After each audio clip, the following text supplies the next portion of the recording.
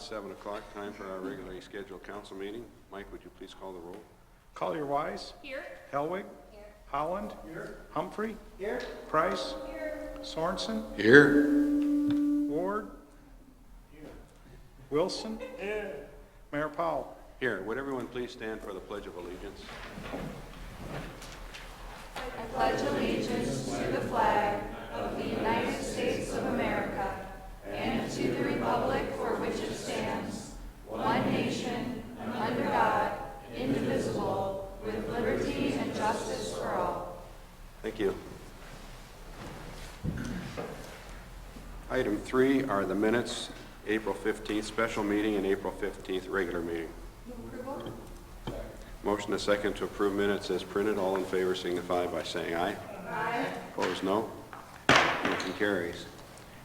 Item 4, addition or adoption of the agenda. John or Mike, do you know of any changes to the... Okay. Approval. Second? A motion and second to approve the agenda as printed. All in favor signify by saying aye. Aye. Opposed, no. Motion carries. Item 5, visitors to be heard. Addressing the council. Persons addressing the council shall use the microphone at the podium. Please raise your hand to be recognized. Go to the podium and state your name and address. Are we okay? Is that on the council? It's on the agenda, isn't it? So you don't have to come yet.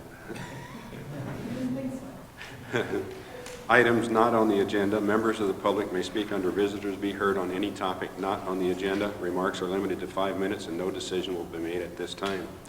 Agenda items. Public testimony will be taken at the beginning of each agenda item after the subject has been announced by the mayor and explained by staff. Any citizen who wishes may speak one time for 5 minutes on each agenda item. Public testimony will then be closed and the topic will be given to the governing body for possible action. At this point, only city council members and staff may discuss the current agenda item unless a council member moves to allow another person to speak and there's unanimous consent from the council. Questions from council members, however, may be directed to staff or a member of the public through the presiding officer at any time. At this point, we do have a proclamation, Stamp Out Hunger, and Rich, please, if you'd read that. Proclamation, Letter Carriers Stamp Out Hunger Food Drive Day.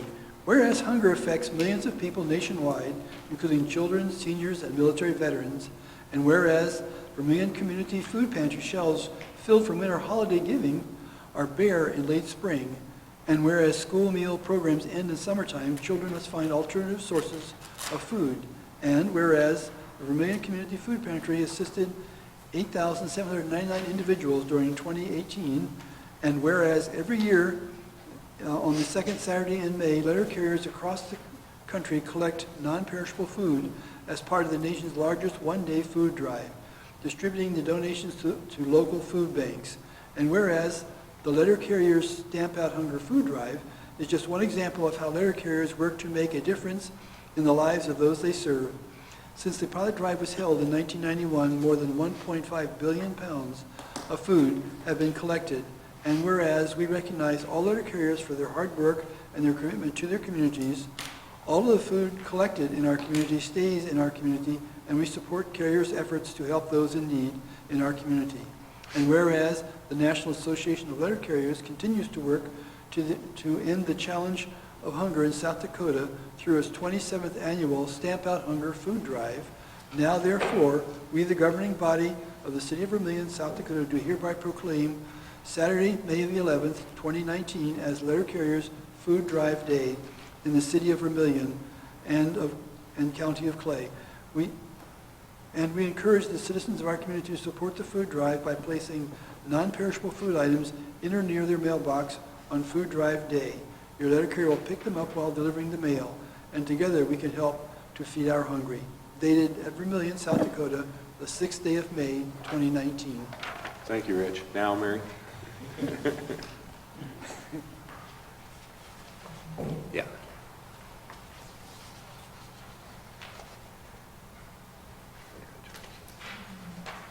Say something.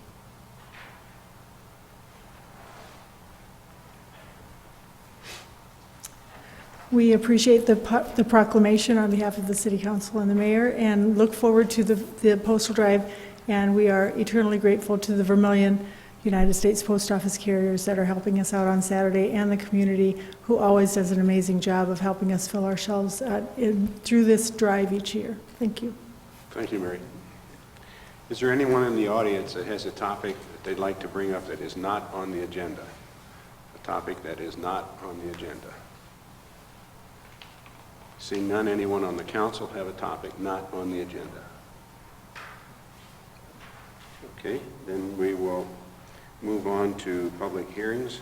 Item A, transfer of retail on-off sale malt beverage license with South Dakota Farm Wine from J. Amby 7 LLC for Freedom Value Center to iMart Stores LLC for iMart Stores USA at 830 East Cherry. And Mike, please. The application was received for the transfer of the retail on-off sale malt beverage license. This was on the agenda at last meeting. As the background check had not been received at that time, it was tabled. This is a retail on-off sale malt beverage license with South Dakota Farm Wine for the licensing period that will expire June 30th, 2019. Council has the ability to approve a transfer on two criteria: suitable applicant, suitable location. As to the suitable applicant, the corporate officer of iMart Stores LLC, Murick Ritz, has submitted the information for DCI and background checks. The DCI background check was received by the police chief.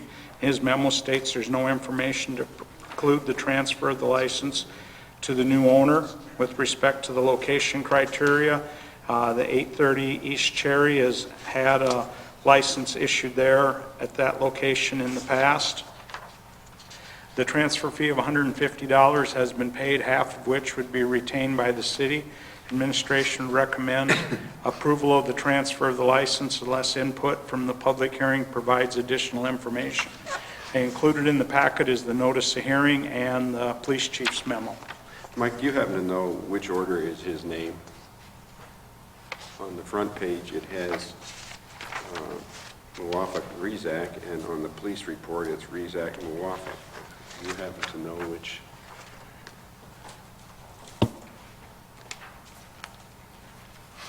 I think we ought to get it correct on the...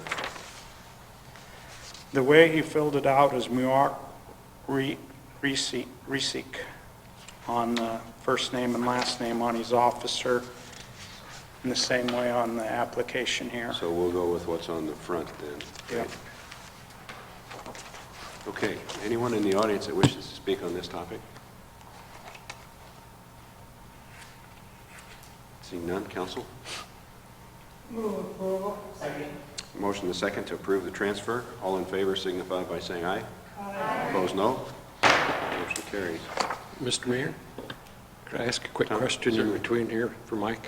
Does this implies that the Erickson Corporation or whomever of Hudson, Wisconsin must have sold this to someone then? Yes, they Okay. sold it to the iMart Stores Right, okay. LLC. Okay, I wasn't sure whether they sold it or if they incorporated iMark into Erickson Freedom. I have a history with them, and that's why I was curious about it.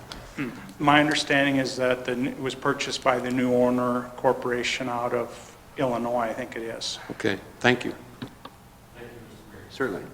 Item B, subdivision ordinance variance request for AMS building systems at 23 North Harvard Street. Now, Jose, please. Thank you. The city received an application for a variance request from AMS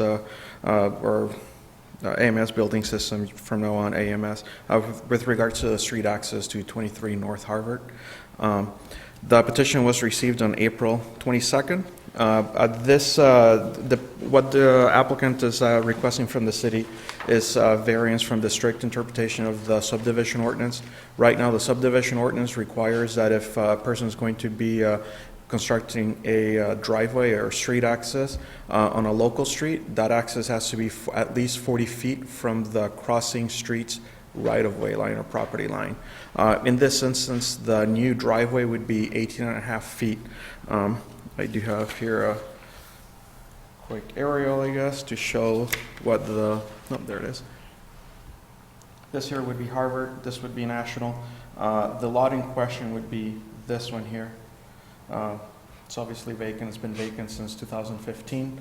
Prior to that, it's my understanding that there was a small house, and that house was demolished at some point or for whatever reason. I'm not exactly sure.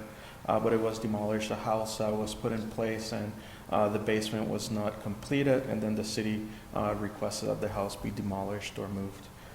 It was demolished, but regardless, it's an empty lot. The applicant actually, at the April 1st meeting, came to the city council and asked for the assessments on that lot to be abated as well. So here we are, the applicant is requesting this variance from that strict interpretation.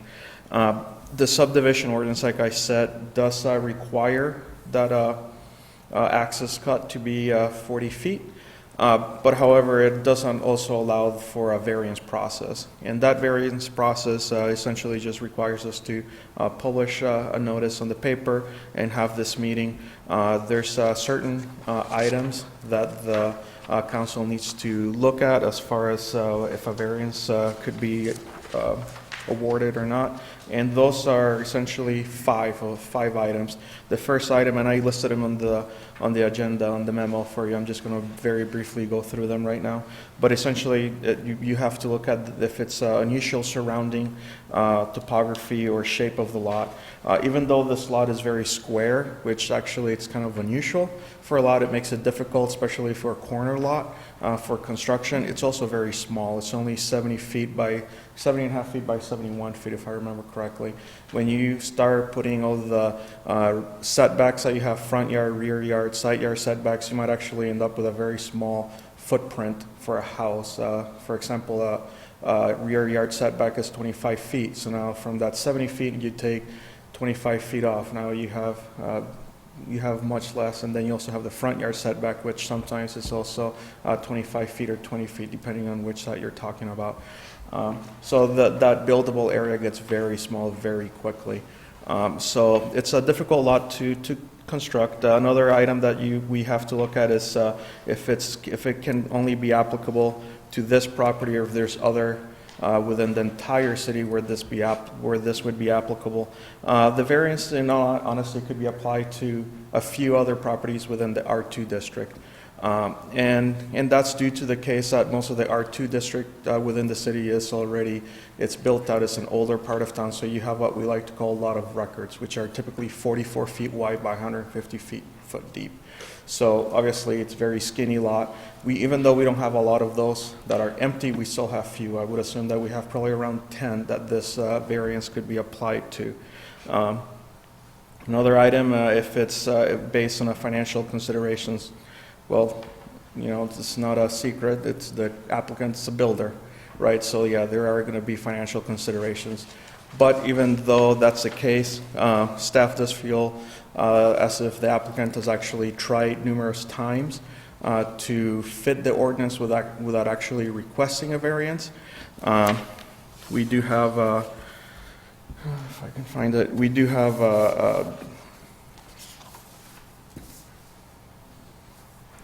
this is actually what the applicant is requesting. It's a small house, 27 by 33 foot footprint, and one of the setbacks is actually an average 18.5, which the ordinance allows us to do, just because the other houses on that block are set already that far forward.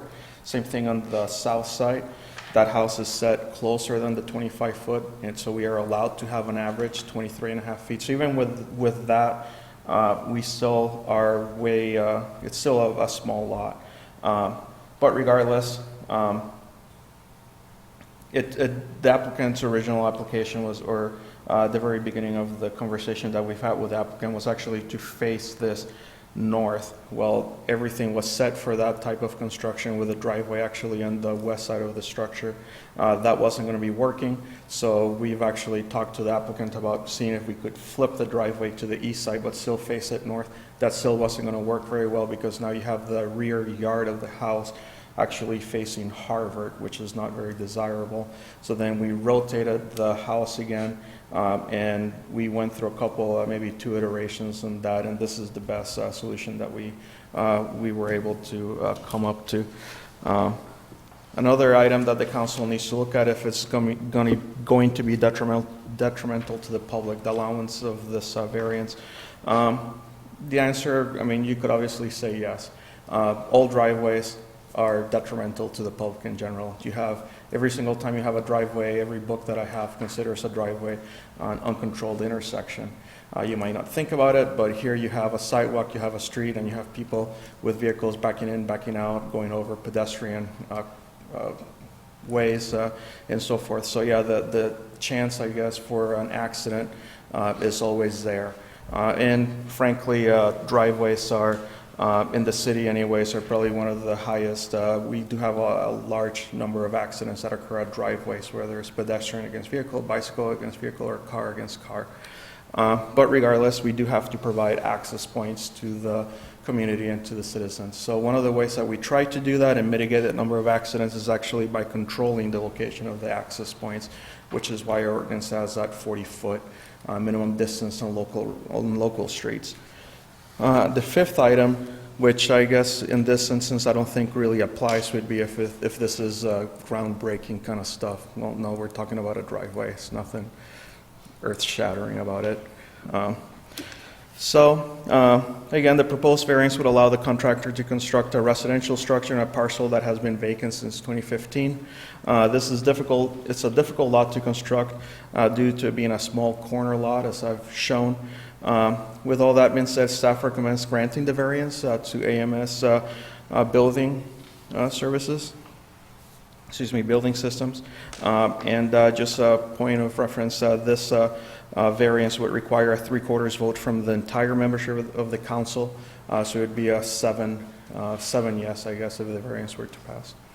Thank you. Thanks, Jose. Is there anyone in the audience that wishes to speak on this topic? Anyone in the audience? Seeing none, turn to the council for deliberation. Tom, please. Are there plans for a sidewalk as well? 18 and a half feet, is that the best, or, not 20, not 21? But is a sidewalk in this mix somewhere? Right now, there is a sidewalk on the west side of the lot. That sidewalk is going to, actually, I think it's already been, since the time of this aerial, I think it was already reconstructed. It was in really tough shape. As far as the north side of the lot, we won't require the sidewalk to be built at this point because it doesn't lead anywhere. There's no other sidewalks on that block.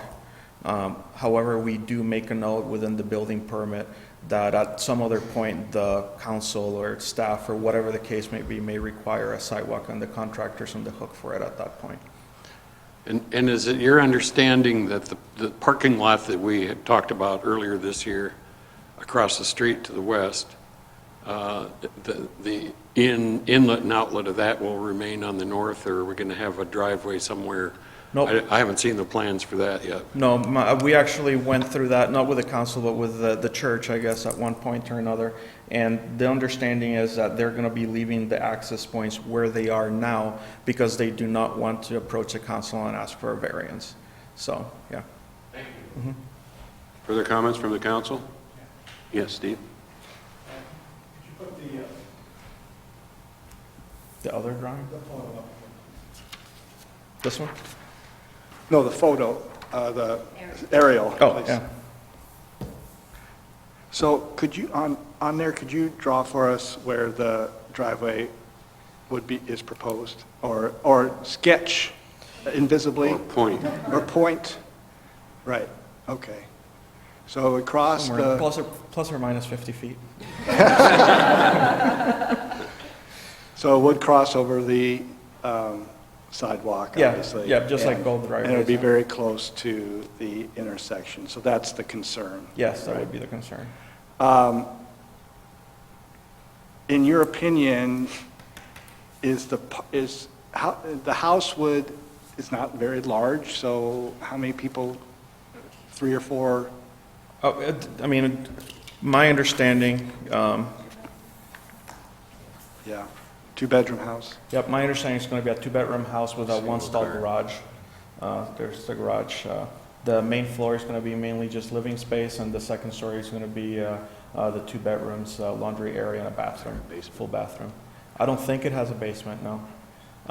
But, so my understanding is it's going to be a small lot, a small house that's going to fit a small lot, and this is the option, I guess. In your opinion, is there enough street parking to accommodate an additional house of this size that, that where a driveway wouldn't be necessary?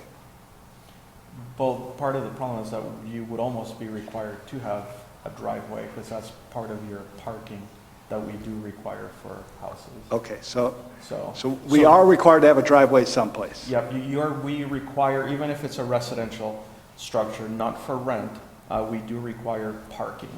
Okay. And that's 2 parking stalls for the house, whether it's 4 people living in it or 10 On the lot? on the lot, yeah. Got it. So, and now since the ordinance redo last year, or amendment, the garage counts as 1, and then the spot that would be in front would count as the second one. So we have to have a driveway? You have to have a driveway. Okay, yeah. that answers a Yep. substantial amount of my questions. The C. I would move approval. Any further discussion? We have a motion and a second. Any further discussion? Seeing none, do we need a roll call to show the, let's just do a voice. All in favor signify by saying aye. Aye. Opposed, no? We got it. Motion carries. Thank you. Thank you. Cindy. We have no old business, so we'll turn to new business. And item A is a Mid-American Energy Annual Report. And did I spell it right, Mr. Ritter? Hi, I'm Arlen Ritter from Sioux Falls. I'm the operations supervisor, and I handle the crews that run the Vermillion Yankton area. For now, we have 2 servicemen and 2 gas crew members that work in the Vermillion Service Center, and then we also have 2 servicemen and 2 gas crew members in the Yankton Service Center. And then we also have other resources we can pull from the other area. We have a serviceman that works the Canton Beersford area, so he can come for emergency response. And we also can pull resources out of Lamar's or Sioux City if we ever have a big gas emergency. And last year there was 156 leak calls from the Vermillion area, of which 76 there was no leak found, so about 50% of them there was no leak found when the servicemen got there. Might have been sewer gas or some other smells that they smelled in the house. And we had 9 called in from contractors or homeowners for hit lines. And 16 were found by our leak surveyor that do their annual leak surveys. And of the customer calls, there were 18 leaks were classified as grade 1, 2, or 3. The other ones were our appliances or customer piping. And then in Vermillion last year, there were 27 new services ran with about 200 new meters. And of those, most of them were those big apartment buildings. There was like 22 meters on each apartment building. And then also, with the new 811 law that went into effect last year, all contractors now that hit a gas line and there's blowing gas, they're required to call 911. And then they call the 811 and then the facility operator. You see, we had one hit there tonight I was at before here, so they got that squeezed off, and they should have the service back on here in probably the next few hours. So. Is there any other questions? Or? Any questions for Mr. Ritter? Which complexes are gas? All of the new ones over by the eye clinic? Yeah, pretty much. They got all those new apartments over here off the main drag. Okay. And where the hit was tonight was by the motel and the, let's see, I can't think of which one that is on North Dakota Street. Yeah. Well, those 3 customers are out tonight, so. Any Thank you. questions? Tom? Can you clarify, please? There's a building with some of your service inside it's between North Plum Street and North Pine Street. It's been there a long, long time. Is that still operating, and where does it provide, what part of the city does it provide gas? Well, that one I couldn't answer. I'd have to ask It's real old. Tim Forsch is our design tech for down here. He's the one that's usually down here designing this. Okay. But it's still being used to your knowledge, or you're I not? would think so, yeah. Okay. Yep, Other comments or questions? thank We you. could use a motion to receive the report. Motion to second to receive the annual Mid-American Energy Report. Any further discussion? All in favor signify by saying aye. Aye. Opposed, no. Motion carries. Item B, Vermillion Now 3, request for funding. And I have listed Farron and Jim. Is that the duo?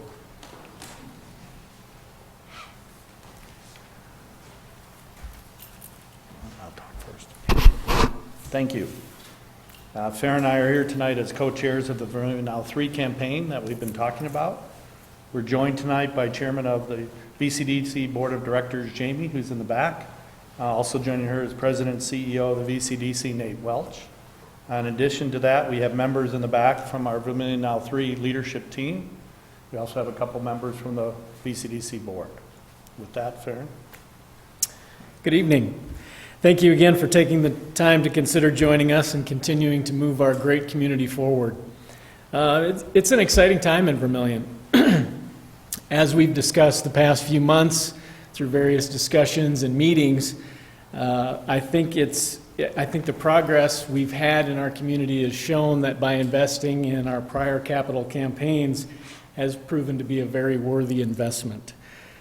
We're excited to keep that momentum going forward in our community.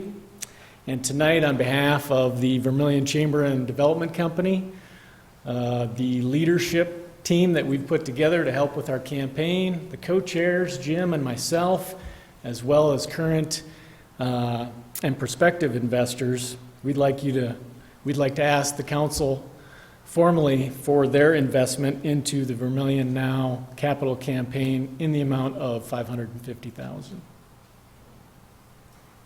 Thank you very much. Anyone in the audience wish to comment on this?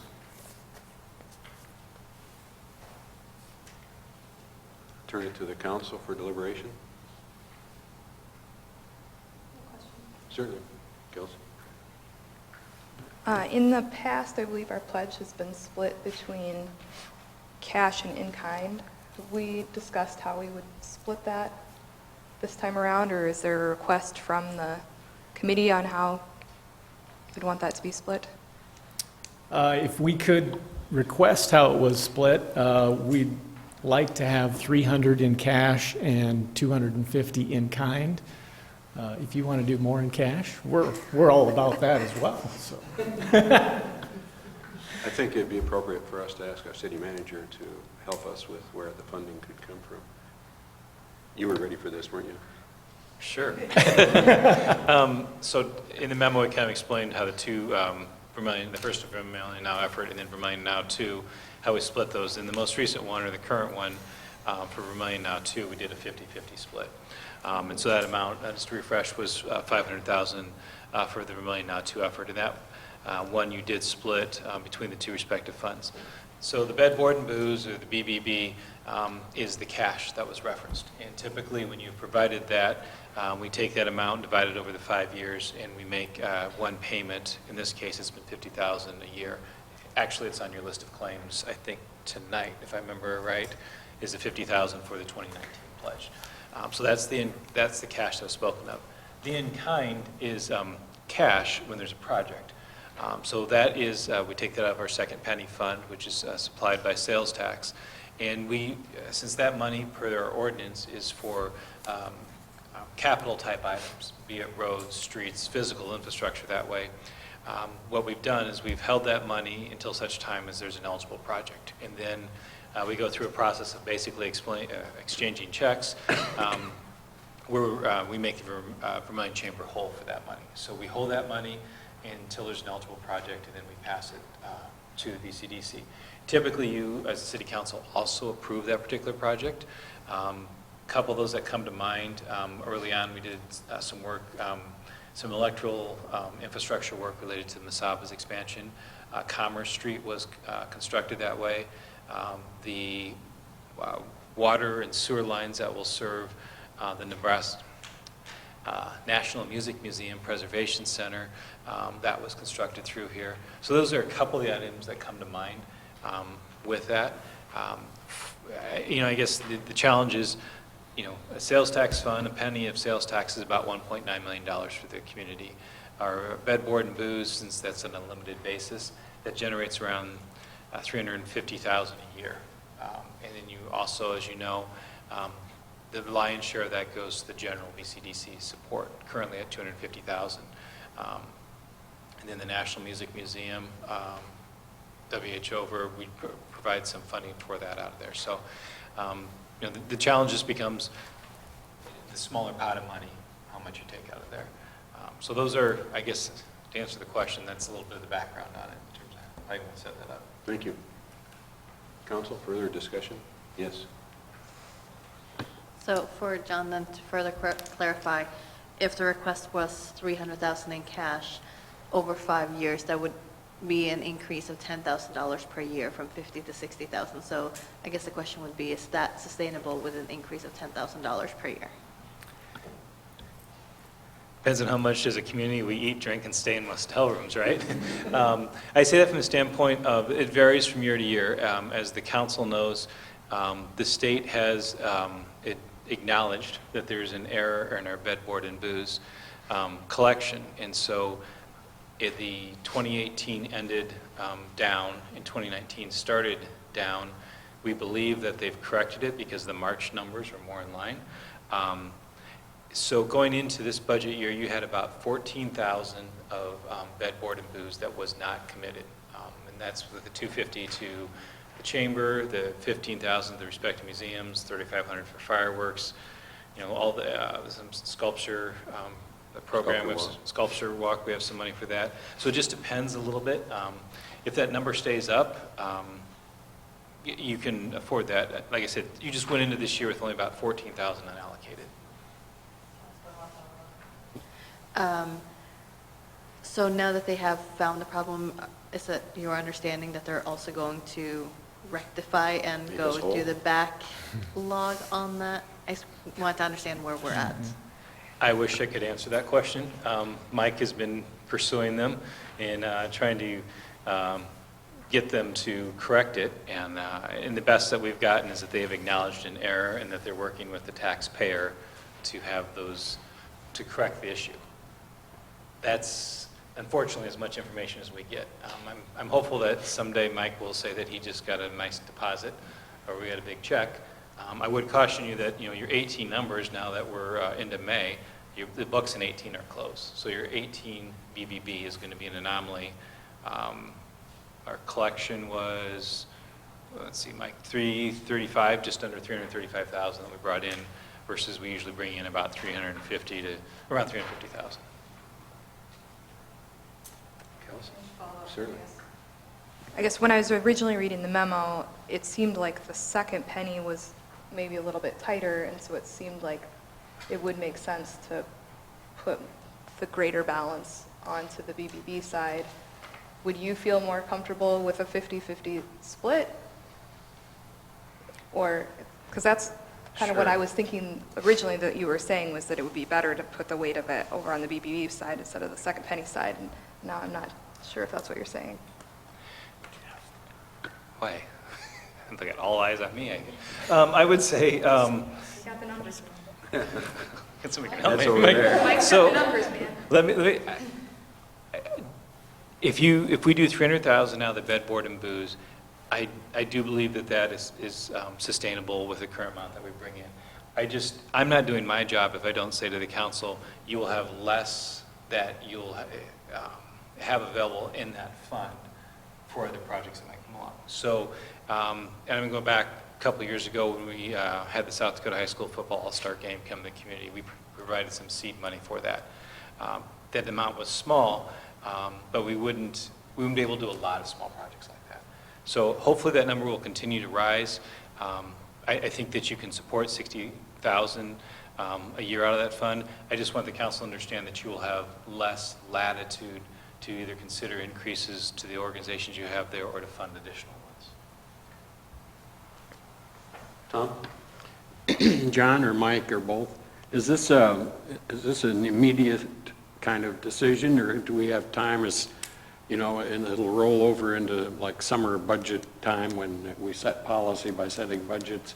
How soon do we have to make a decision on this? May I interject in that? I'm sorry? I'd like to interject in that. They'd like to make a public announcement next week, and they'd like to show the support of the community before they go public. Yeah. And so, in my view, I think it is important for us to make the commitment this evening. For the, You to guys- fit their timeline and not necessarily if we decide more discussion should take place. Mike or John, do you want to say anything yet before? So I think the immediate answer to that question is technically the money that you would be providing would begin coming out of the city's 2020 budget year, which is the same as the calendar year. So in that regard, you would not be making an expenditure this year. We've talked about how it's easier to use the bed, board, and booze because that's a check that you write to them, where the other one is on a reimbursement basis. So I would assume that the campaign would like to know the breakdown of that. Obviously, the top item of importance, in my opinion, without discussing with them this item, is what is that dollar figure? Item 2 is how is it broken down because of the latitude that bed, board, and booze has versus second penny. Julie? That helps. That was also my question was, do we need to make the decision about how it's broken down now? Because I worry a little bit about not knowing what the BBB stands at. And so given a few more months, maybe we would have a clearer picture of what the BBB funds looks like so we can make a decision. I would be more than comfortable to move on the 550 now, but I wonder if maybe a little bit more time on deciding the split might be better. Second, please. If I may, perhaps what you want, or a way to phrase this might be that if, I'm just going to assume I'm understanding your motion or potential motion is that a pledge of $550,000 with perhaps no less than $50,000 coming from the bed, board, and booze fund, which would be the same as it is now, and give them some latitude to understand the breakdown of that money between 50 and, or we could say even between 50 and 60,000 coming from the bed, board, and booze. Is that, okay. Tom, did you second? Or somebody second her motion? Well, there wasn't really a motion on the floor. She made a motion. There is now. Yes, there is now, I understand that. Is there a second? I'll second. Okay, we have a motion and a second. Further discussion. I'm all for making sure that we're protecting the citizens' tax dollars. You know I have nothing against any of you, or I'm real careful about not only having a plan, and I was happy to see in the memo that at one time we held the second penny fund until we knew there was a qualifying infrastructure expense and whatever the expense was going to be. I'd also like to add that I also think whenever we're doing these large amounts, there should be an accounting when it's over. And if somebody's hearing those accountings, great, but the entire council needs to hear those too. And then I'm still curious about what we're going to do this summer. Can we revisit any of this during our budget hearings? So I just wanted to comment on that. Thank you. My understanding of the motion is the amount is set, but we have the opportunity in the future to adjust the split. Is that the way the motion read? With a minimum of 50,000. Okay, thank you. Everybody understand the motion? Yes. All in favor signify by saying aye. Aye. Opposed, no? Motion carries. Thank you. Thank you, gentlemen. Thank you very much. Much appreciated. Taking your time. Rich? Oh, just a minute. Rich? No, actually, it's for Nate, if you wouldn't mind. It's, Thought you were going to get away without... yeah. Well, you may or may not know the answer, please. The Special Olympics is appearing here next year also. Do you have any idea what that's going to contribute towards bed, board, and booze? I don't at this point. I don't have an estimate for you on the bed, board, and booze contribution for that. Yeah, because I was surprised at where the funds come from limited places, And I would think something, a big event like that would bring in a substantial amount. Our hope and our estimate is that we're anticipating to see between 500 athletes as well as an additional 300 to 400 visitors and spectators that will come for those 3 days during the Special Olympics Summer Games. We do anticipate that that would be able to have a good increase. The exact amount, though, we're not able to project. Sure. That's worth it. John, would that affect our 2020 income then? Yeah, I would certainly hope that events like Special Olympics, I think that's, as we shared with bid board number 1 in chamber things, all these special events, we hope will build both our sales tax base as well as our hotel items. With bid number 1, they've worked to items like Special Olympics, the baseball game, anything that will hopefully put heads in beds is really what they strive to have happen. Thank you. Thank you, Nate. Thank you. Item C is a request to close Court Street from Main Street to Kidder Street on Saturday, September 21, 2019, from 7 a.m. to noon for the start and finish of the Community Connection Center 5K. And James, please. Everybody's leaving now. All right, so the United Way of Vermillion and the Community Connection Center has requested the closure of Court Street from West Main to Kidder on Saturday, September 21st from 7 a.m. to 12 p.m. for the Community Connection Center 5K. The completed street request application and diagram are attached in your packet. The street, police, fire, and EMS departments have all been notified of the closure and did not voice any concerns. Event coordinators will make trash cans available and have arranged for volunteers to do all the cleanup of the area. Businesses that may be affected will be notified via letters and electronic communication. One of the big concerns was the post office being able to get their semi in and out.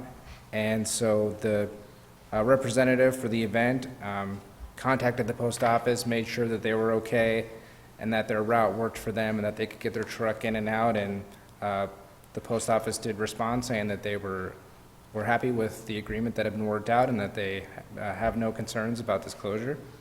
It is for that reason that we recommend that the City Council approve the temporary closing of court from Main to Kidder on September 21st from 7 to 12 for the Community Connection Center 5K.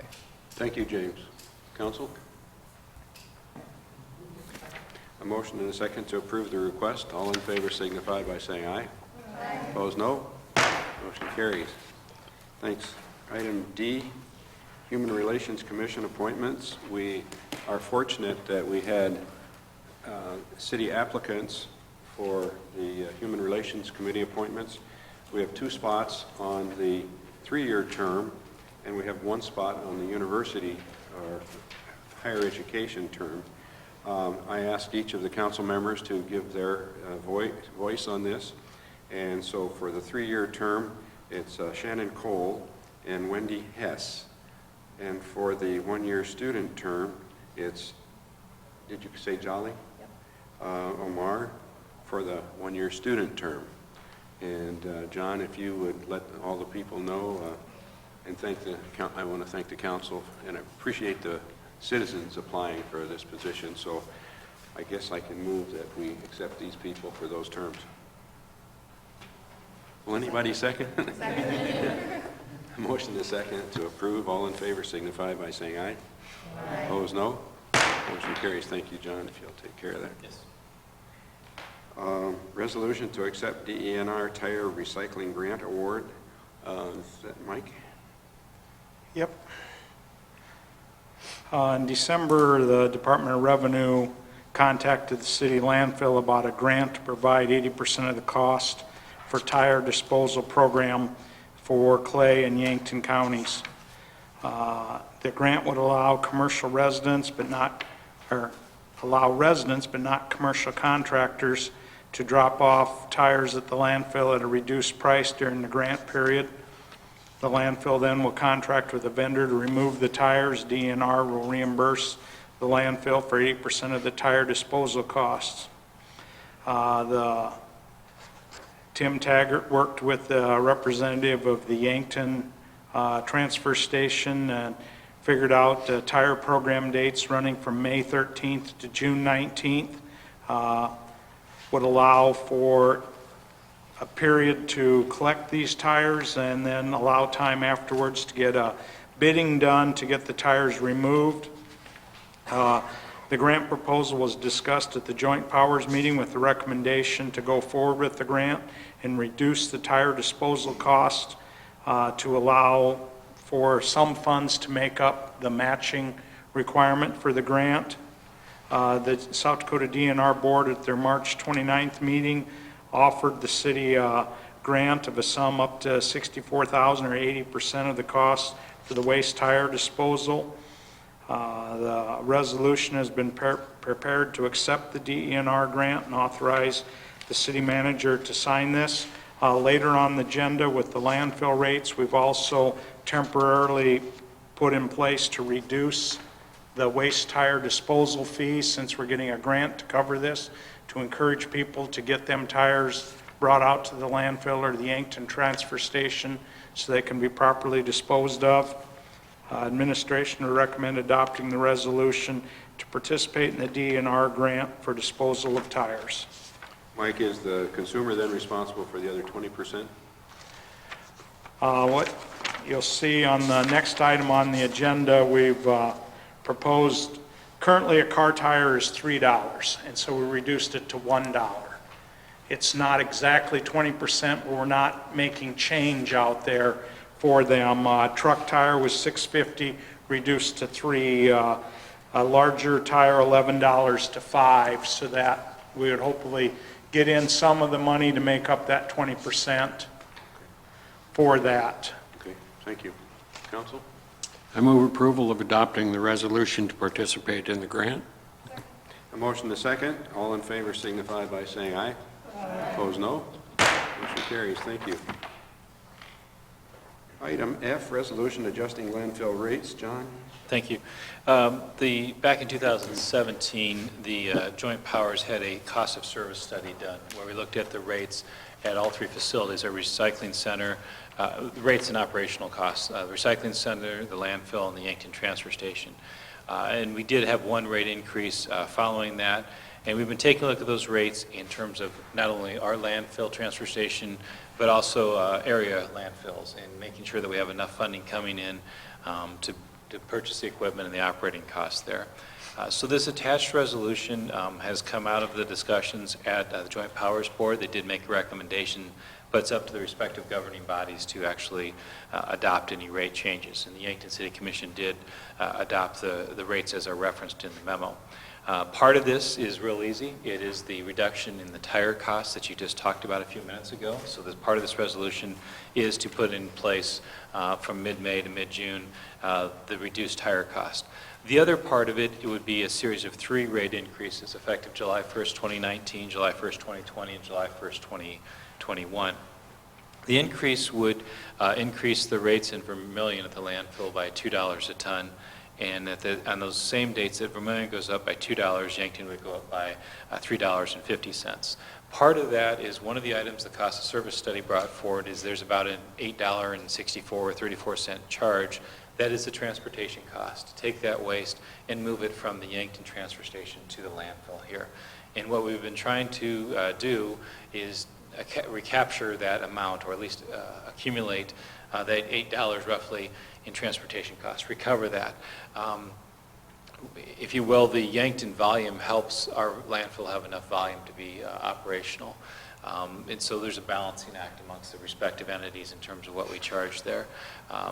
They are going to have higher costs. We're hopeful that that may cause some of the either trash routes or other haulers to bring their items straight to the landfill versus taking it through the transfer station, so we don't have to handle that waste twice. Those are a couple of the rationale that they looked at in terms of putting this together. And so you can see in the attached resolution that does provide for those 3 rate increases in July 1st to the next 3 July 1st, as well as the short-term the cost for residents to dispose of tires at the landfill.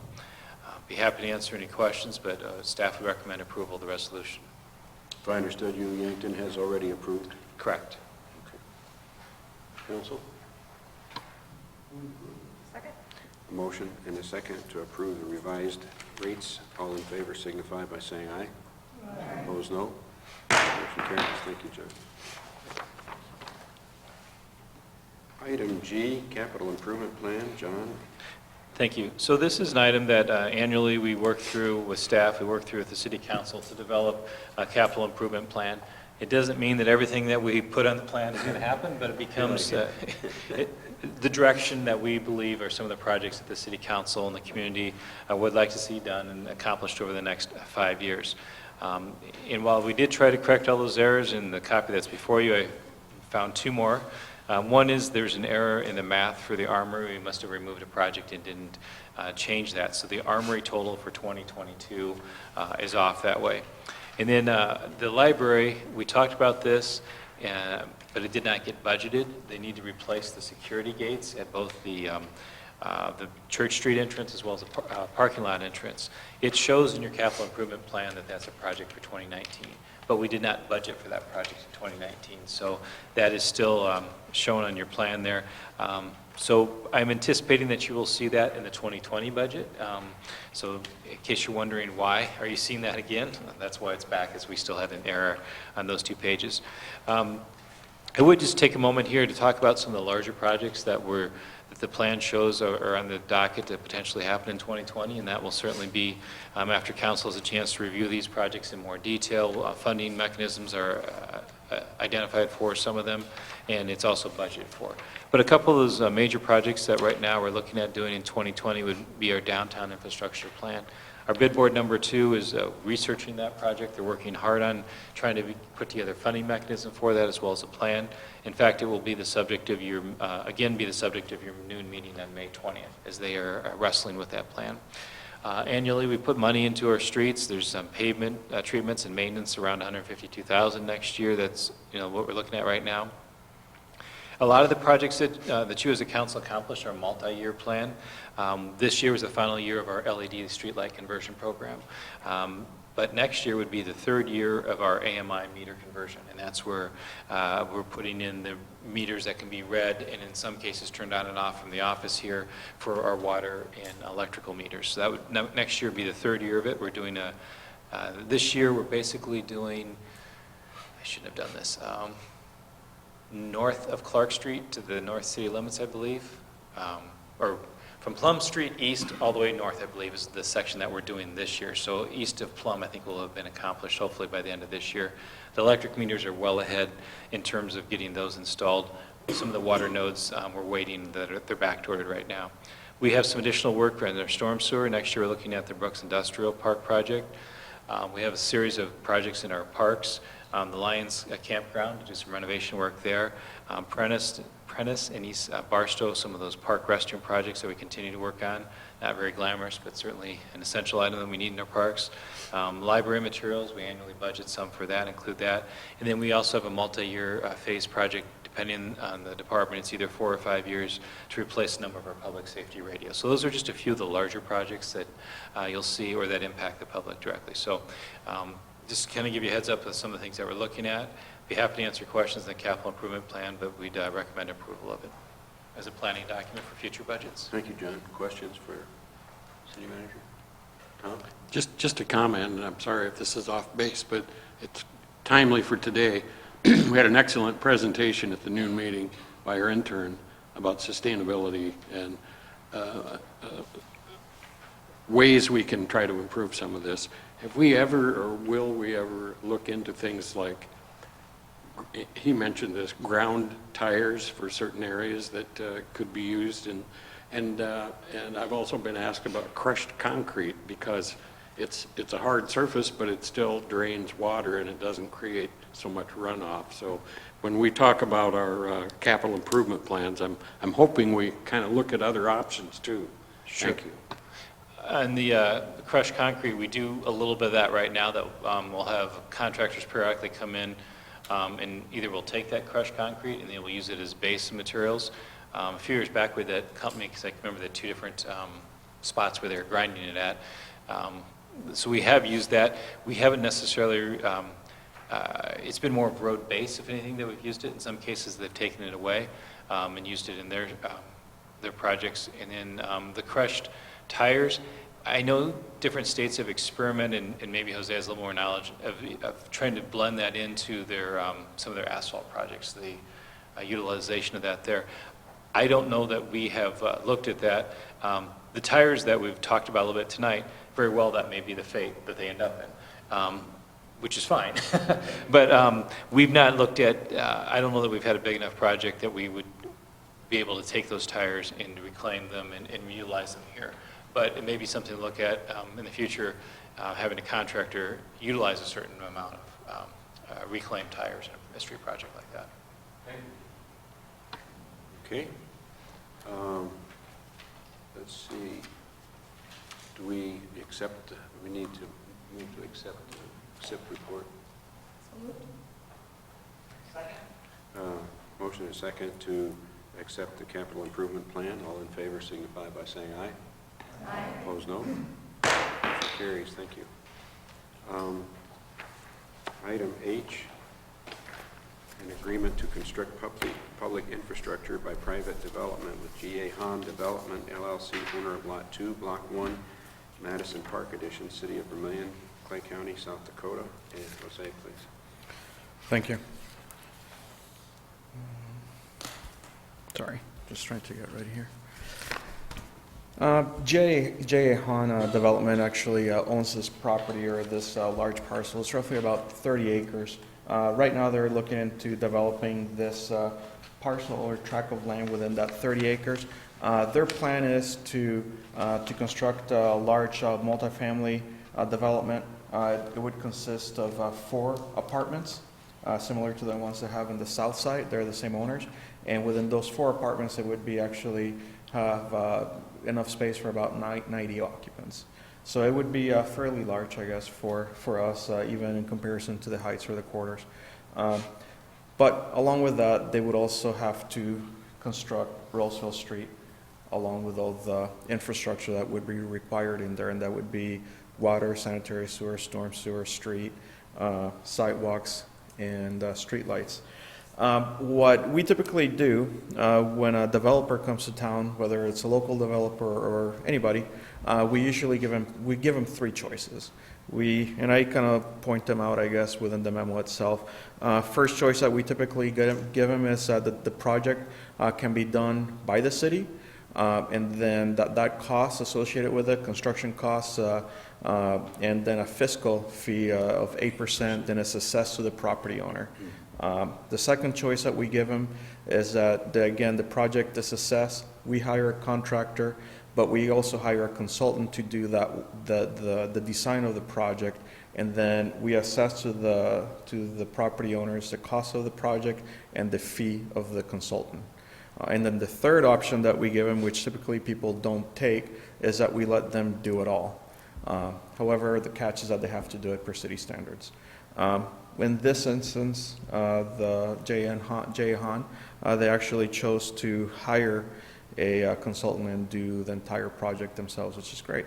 However, because of that, then we also have additional items that we like to have filled out, just to make sure that everything is done to city standards, and that the city, as well as the taxpayers, like Mr. Sorensen likes to point out, are protected, because there are a lot of financial liabilities, I guess, that could be floating out there if things are not done correctly. So because of that, the city's engineering department actually put a policy together in 2011. And the policy was essentially put together so we had steps out there for anybody that wanted to do this, and everybody had the same steps. So I didn't want to treat one guy in 2011 differently than somebody in later years and so forth, and we tried to keep it as fair as possible. There's going to be some changes because somebody might want to have something a little bit different and so forth, but it gave us that ability to stay fairly consistent. We did change that. We amended that policy in 2015, and again in 2019. Both of those amendments were to clarify the process a little bit better. Ever since 2011, we've actually had this policy used twice. Once in a contractor or project on Clark Street, and another one for Mickelson. So we had a little bit of experiences with her that we wanted to make sure that they were ironed out. And part of this is what comes now, I guess, in front of you guys, which would be an agreement between the city and the private developer that's wanting to do this infrastructure improvement. And essentially, there's a lot of bullet points there. I'm not going to read them all. But the major ones would be that the HAN, or that HAN, would actually be the main point of contact. This is pretty important to us. We don't want to have to talk to every property owner or every subcontractor or contractor. We want to make sure that there's only one point of contact. Makes it a lot easier for everybody involved. The other major item is that the city would be paying for all oversized items. This is something that's typically done on all city projects that are assessed. If it's something that's above and beyond what the typical street might be, then the city takes that additional cost rather than passing it down to the property owners. Another item is that that HAN development would actually be responsible to pay the contractor. So the city is not going to be paying contractor A and contractor B. It's going to be HAN development, and in turn the city would be paying HAN development for any oversized items. So they are going to be the ones that are dispersing the money as need be. Another item was important is that HAN development would be guaranteeing the project for 1 year. This is typical on city projects. We do have a warranty period of 1 year that starts or commences after the final payment is issued. So we wanted to have the same item with them. Another item worth noting is that the city would be requiring lien waivers from all the subcontractors and distributors and so forth that dealt with the contractor. Again, that's to protect us. We don't want liens to be placed on any of these properties. I understand that they can't put a lien on public's right-of-way, but at the same time, we don't want the city to be associated with a project that a lien was put on Han's property, let's say. Another item would be that the city would require the contractor to have insurance. Typical, if you work on the right-of-way, you have to be insured. And another big one is that there would be a payment and performance bond required from the contractor. So all of those items are actually, and some more, they're actually all discussed within the agreement that's in front of you for your consideration. There's no construction costs at this point. There is, however, a filing fee that would be associated. Just for your information, at this point, at the time that we actually wrote the memo, we didn't have, or Banner, who was hired by Han Development, did not have an estimate done or completed at that point. But since then, they did have one. They estimate that the project from Norbeck Street all the way to roughly 575 feet to the east would cost $532,000. And out of that, the oversized items, or the items that the city would be paying, would be close to $107,000. Now that includes storm, water, and street portions. So there's it's roughly 20% or so that the city would be on the hook for. With all that being said, administration recommends that the city council will authorize the mayor to sign the agreement to construct public infrastructure by private development with J.A. Han Development LLC. Thanks, Jose. Comments or questions from the council? Tom? I have a question. Mike, do you know what what the filing fee is that the city pays? What it amounts to? If I remember correctly, I think it's $30. If I remember, I think, yeah, it's $30. $10 for each additional page. Yeah, but so it's going to be $30 at the end of it. Oh, okay. Yeah. Okay. Not Is exorbitant. It's not 10,000 or anything like that. I'm sorry. Is this subsidized housing? Yes, if I remember correctly, it's subsidized somehow, but John might actually know more about They that. received, I want to say, around $500,000 worth of tax credits, and so I believe it's either a 30-year or 40-year period that they have to provide housing at certain income levels. So the bulk of their housing is individuals who meet certain income levels, and then, for 40 units, they might have 1 or 2 at market rate, and then the balance are different rate or income levels. And like any other project, it's subject to code inspection as it gets built. It's going to be inspected during construction and for rental inspections as well. Routine. Yep. Okay. I move approval. Motion and second to approve the agreement. All in favor signify by... I'm sorry. I didn't see you. Oh, that's okay. I think your question was answered.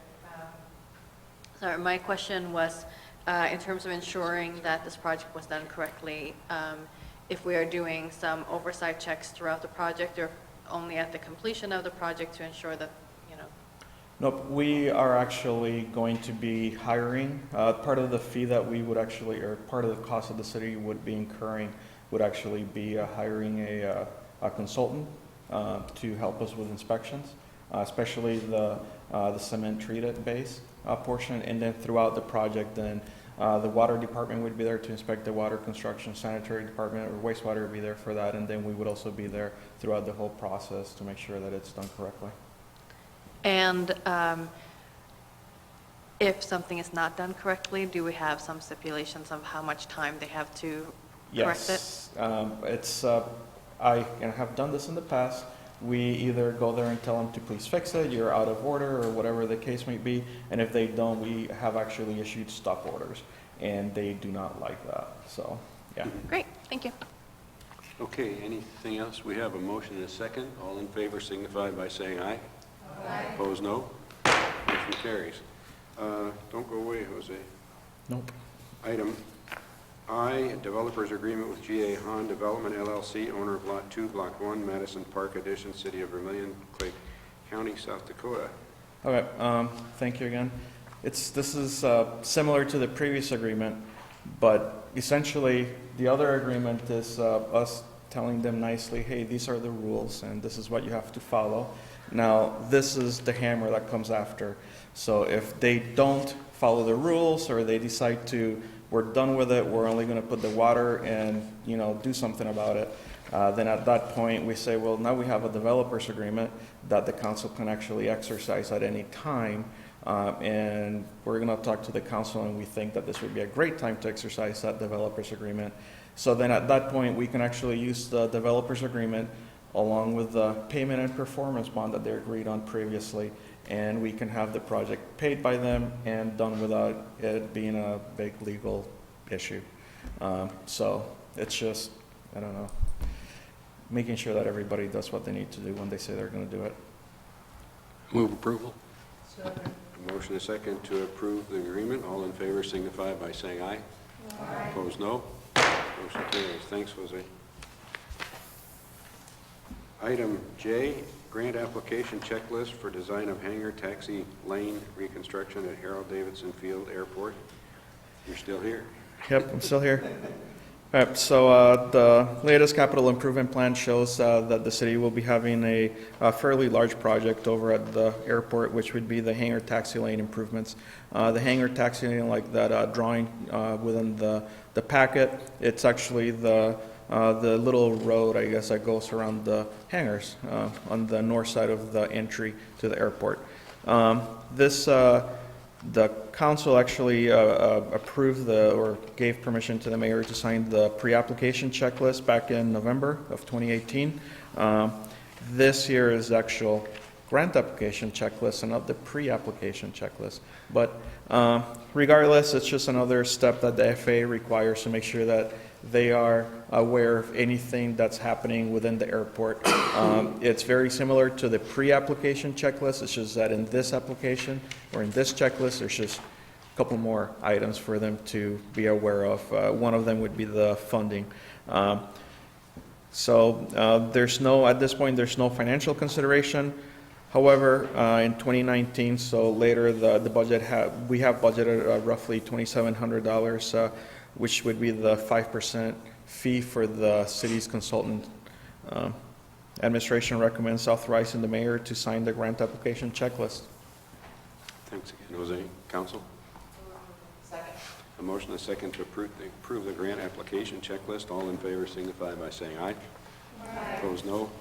Motion carries. Thank you. Thank you.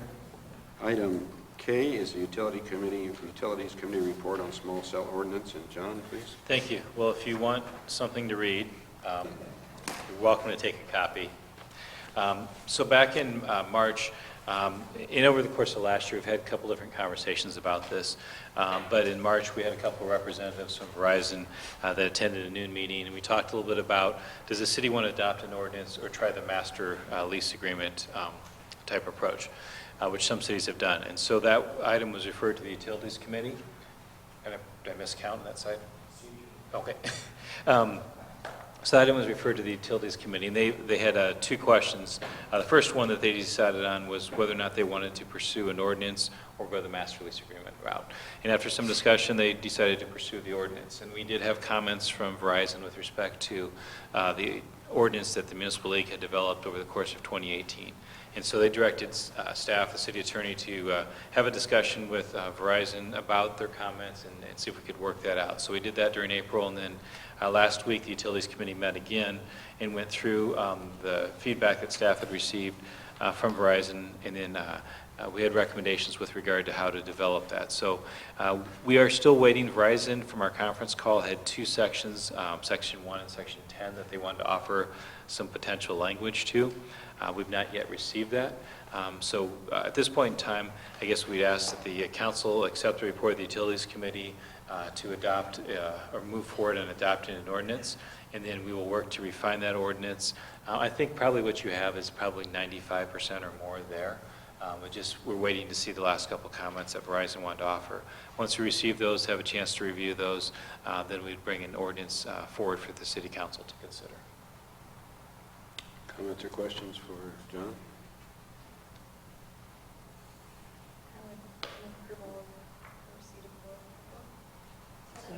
Motion is second to receive the Utility Committee report. All in favor signify by saying aye. Aye. Opposed, no.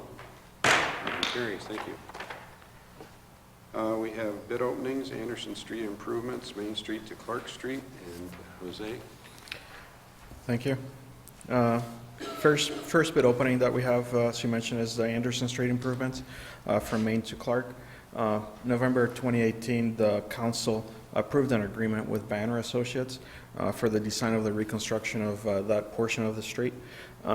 This street was constructed in 1981 with various improvements done throughout the years. The latest structural improvement was done in 1987 with a mill and overlay, and after that it's just been chip sealed 3 times, with the last chip seal done in 2017. Staff has placed this project or street for reconstruction on the city's capital improvement plan since 2015, with intention of actually completing it this year in 2019. The bid opening was presented to the City Council at the April 15th meeting. At that meeting, the council or the city asked the council to table the award of the project until today, until May 6th. This was mainly due to the fact that we were requesting additional information from the contractor so we could make sure that it was a good award, I guess, make sure that they actually had contractors and subcontractors that would actually be able to complete the work and that had done that type of work previously. As stated at the April 15th meeting, the city did open bids and we had 3 bidders. The low bid was for masonry components out of Yankton, and their bid was $419,686.39. The city has budgeted approximately $625,000 for this project, and that's all coming out of the STIP funds. This amount will also be used to pay for the design consultant and any geotechnical services required, which would be roughly around $30,000 between those two. And out of that $30,000, it should be noted that $25,000 has already been paid for the design consultant. So it's actually, the geotechnical aspect of it is very minor. Administration recommends awarding the project to masonry components from Yankton for $419,686.39. Thanks, Jose. Council? A motion and a second to approve the bid opening for the Anderson Street improvements. All in favor signify by saying aye. Aye. Opposed, no. Motion carries. Thank you. Item B, Prentice Park Baseball Field renovation. Jose. Thank you. As you all know, Prentice Park is a pretty busy place. We have a city pool, horseshoe pits, basketball courts, band shells, and baseball field. So along with all of those things that I mentioned and that we have actually done improvements to, now it's the baseball field's turn. So the current baseball field has actually seen some improvements over the past. The last one was in 2004 when the grandstand was constructed. Prior to that, we have actually seen some minor regrading to the infield and a project in '96 that included new fencing, warning track, and an irrigation system. The project that you guys hopefully award would be essentially to regrade the infield and also provide for a drainage system that would greatly improve the playing in the infield. It should be noted that the current state of the infield, as has been presented to me, prevents the city from hosting large statewide baseball tournaments. And staff believes that these improvements will greatly increase the city's chances of hosting future tournaments. So the city originally opened bids for this project in March 27th. At that point, we had to reject all of the bids, even though we received, well, we actually only received one, but we had to reject it because the bid bond that was brought in was actually insufficient. It was the wrong amount. Instead of 10%, it was for 5%. Bids were open again on this project on April 18th. Bid notices were sent to 3 possible bidders and 4 builders exchanges. The city received 1 bid, and this bid was from Odie's Field Experts from Omaha, and their bid was for $184,450. The 2019 budget includes $150,000 in the second penny, coming from the second penny fund for this project. Since this was obviously higher than the estimated or the budgeted amount, the budget would have to be revised during budget sessions this year. Administration recommends awarding the project to Odie's Field Experts for $184,450. Thanks, Jose. Questions, comments, Tom? I realize we want to get this done and get it fixed, and it's an old ballpark, but I guess, should we be a little concerned that there was just 1 bid? And should that give us pause to award a bid that's over what we have the money for? Anyone? I guess from my understanding of the baseball field and the contractors that typically work in the baseball field environment and so forth, the materials that are actually utilized within that area are very particular. Everybody has their own recipe, let's say. It's not that I can actually put a spec out for using that type of sand. I would actually have to contact Odie's or the other 2 entities and get their specs. So the material that's actually used within this area is actually not necessarily open out there to the public. In addition to that, the equipment that they use is very specialized. We could do the work, let's say, in-house, but the end result is not going to be necessarily what we would be getting with Odie's. Simply, we just don't have that equipment to do that type of finite grading that would actually be required. In addition to that, the drainage system, let's say, it's actually something that Odie's in particular has. There's the other 2 entities have something similar, but it's, again, we don't even have the equipment to be able to do that. So I do agree with you. It is a lot of money. Well, I think I'm more concerned that there was just 1 bid. It's like, hey, we don't want to touch this, or are people that busy? I don't know. We did, out of those 3 bidders that we sent, potential bidders, we actually talked to one of the ones. They didn't supply a bid, but they did say very honestly that we just can't compete with Odie's. They're going to be the lowest bid. They're closer to you. These entities, if I remember correctly, I think they were from Utah. And the other company was actually from out east, I think Pennsylvania, if I remember correctly. But there's just not a lot of contractors in the area that would actually be able to do this work. We had no local interest whatsoever. Well, thank you for your explanation. I appreciate it. Further discussion? Motion and a second to approve the baseball renovation. All in favor signify by saying aye. Aye. Opposed, no. Motion carries. Thank you. Thanks. Fuel quotes, Mike? Should have the fuel quotes in front of you or on the screen there. First, for unleaded gasoline, 10% ethanol, stern oil was $2.41.24 cents. Item 2, unleaded gasoline regular, $2.67.44 cents. Item 3, number 2 diesel fuel dyed, $2.32.43 cents. And item 4, number 2 diesel fuel clear, $2.62.58 cents. Second quotes from Burnick Service on 1, $2.47, 2, $2.72, 3, $2.35, 4, $2.65. Stern's low on all 4 items. Council? Motion and second to accept the low bid. All in favor signify by saying aye. Aye. Opposed, no. Motion carries. Item 10, City Manager's Report. John? Thank you. A number of items to share with you this evening. We do have 2 terms that are expiring in the Library Board here this month. Terms in the Library Board are for 3 years. Expression of interest forms, we ask that they be submitted by Wednesday, May 15th, by noon that day, and then anticipate the City Council will make an appointments at your next meeting on May 20th. Just a reminder of a street closing here. Prentice Avenue street closing this Thursday, May 9th, and that's from 4 to 9 p.m. And the Prentice closing is from East Main Street to East Clark Street, and that is part of the exhibition baseball game between the Sioux Falls and Sioux City teams. We did have a replat that's been completed, and so we share this with you so it's entered in the minutes. Lot 18 and 19 of Block 2 of Bliss Point subdivision were replatted as Lot 18 and Lot 19A, Block 2 of Bliss Point subdivision. I think that was in essence, one lot got bigger by about 5 feet and one got smaller by about 5 feet, but they moved the boundaries there, so it was replatted.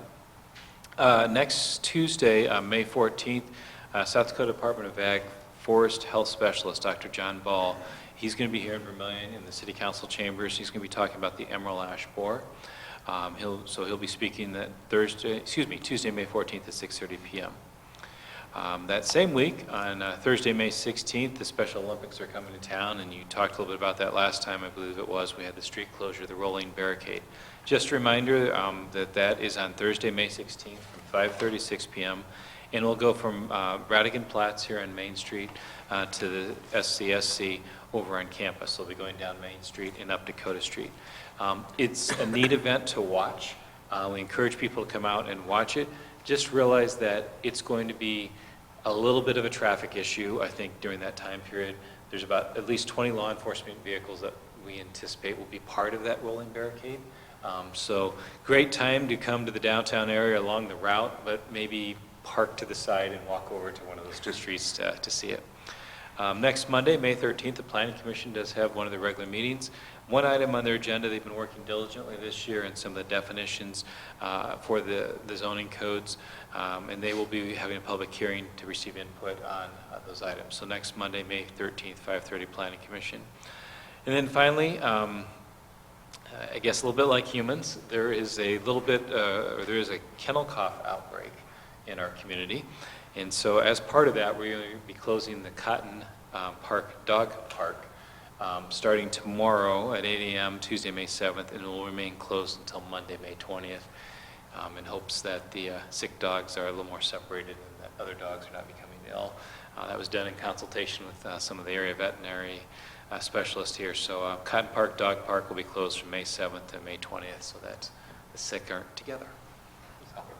Comments or questions for our City Manager? Seeing none, we'll turn to Mike then, on Stump Mike on city bills, invoices. Any that you'd like to have him explain? Move we pay our bills. A motion is second to pay our bills. All in favor signify by saying aye. Aye. Opposed, no. Motion carries. We have 4 items on the consensus agenda.